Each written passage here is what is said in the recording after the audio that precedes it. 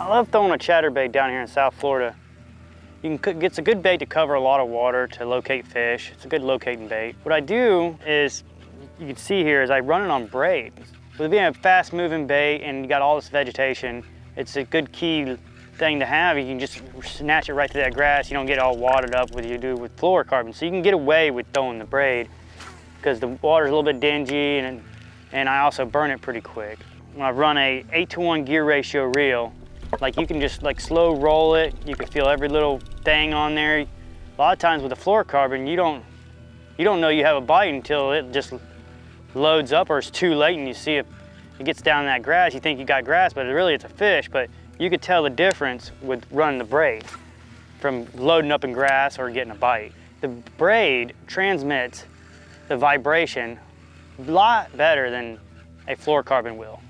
When running this braid, it's a lot crisper pop when you're popping it through that grass or trying to get, an action out of it than it is with the fluorocarbon. You can feel it, you can see the rod tip, you can slow it up, and then you can, once it loads up, you can twitch it, and then you make a little jump, little rips right out of the grass with that braid. You really can't do that with the fluorocarbon, so that's why I picked this braid. If you're getting bit at a certain vibration, then you know. And then you start burning it, you're not getting bit, you slow it down too much, you're not getting bit, you got that perfect feel, and you start catching fish.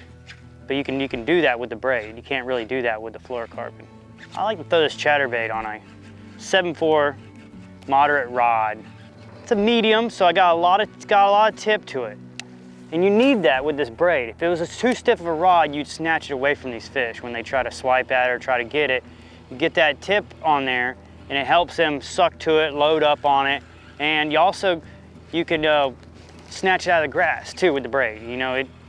If it was too limber or too stiff, it just wouldn't work right. You wouldn't be able to get the distance on the cast if it was too stiff of a rod.